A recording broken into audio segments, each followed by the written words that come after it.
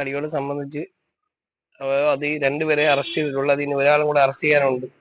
അവരെയും കൂടെ എത്രയും പെട്ടെന്ന് നമുക്ക് അറസ്റ്റ് ചെയ്തേ പറ്റുള്ളൂ. കാര്യമില്ലെന്നുണ്ടെങ്കിൽ ഞങ്ങൾക്കുള്ള ജീവന് തന്നെ ഭീഷണിയാണ്. അവന്മാർ അതിൽ തന്നെ പറയുന്നുണ്ട് അവനെ കൊല്ലട. അത് മാത്രമല്ല, അധികം ഒരുത്തും ജയിലിൽ പോയി കിടന്നാലും ബാക്കിയുള്ള ഉണ്ടെന്ന് അവന്മാർ പറയുന്നുണ്ട്. അവൻ വന്ന് അടിക്കുന്നതും കണ്ട സാക്ഷികൾ ഒരുപാട് പേരുണ്ട്. എത്രയും പെട്ടെന്ന് അവരെയും കൂടെ കടക്കൽ മണൽവട്ടത്താണ് കഴിഞ്ഞ ചൊവ്വാഴ്ച രാത്രി 10 മണിയോടുകൂടി കാത്തിരിപ്പ് കേന്ദ്രത്തിലിരുന്ന 3 യുവാക്കൾക്ക് അതിക്രൂരമായ മർദ്ദനമേൽക്കേണ്ടി വന്നത്. സംഭവത്തിൽ മണൽവട്ടം സ്വദേശികളായിട്ടുള്ള റൈജു, റിജു, ഷൈജു എന്നിവർക്കെതിരെ ജാമ്യമില്ലാ വകുപ്പ് പ്രകാരം കടക്കൽ പോലീസ് കേസെടുത്തിരുന്നു. ഈ സംഭവത്തിൽ 2 പ്രതികളെ കടക്കൽ പോലീസ് ഇന്ന് രാവിലെ അറസ്റ്റ് ചെയ്തു. ജാമ്യമില്ലാ വകുപ്പ് പ്രകാരം അറസ്റ്റ് ചെയ്ത പ്രതികളെ കോടതിയിൽ ഹാജരാക്കി റിമാൻഡ് ചെയ്തിട്ടുണ്ട്. മർദ്ദനമേറ്റ ഷംനാദ് മണൽവട്ടത്ത് ഹോട്ടൽ നടത്തിവരുന്നയാളായിരുന്നു.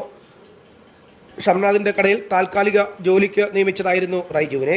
എന്നാൽ സ്ഥിരമായി ജോലി ചെയ്തു വന്ന ആൾ തിരികെ വന്നതിനെ തുടർന്ന് റൈജുവിനെ പിരിച്ചുവിട്ടു. ഇതിനെ തുടർന്നാണ് സംഭവങ്ങൾ തുറക്കുമെന്നാണ് ഷംനാദ് പറയുന്നത്. റൈജുവിനെ ഹോട്ടൽ ജോലിയിൽ നിന്നും പിരിച്ചുവിട്ടതിനെ ചോദ്യം ചെയ്തുകൊണ്ടാണ് സഹോദരങ്ങളായ റിജുവും ഷൈജുവും ചേർന്ന് അതിക്രൂര മർദ്ദനം അഴിച്ചുവിട്ടത്.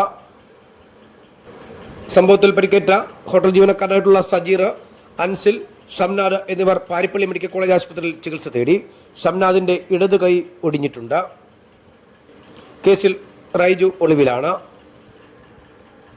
കേരള സിനിമാ ന്യൂസ്, കടക്കൽ.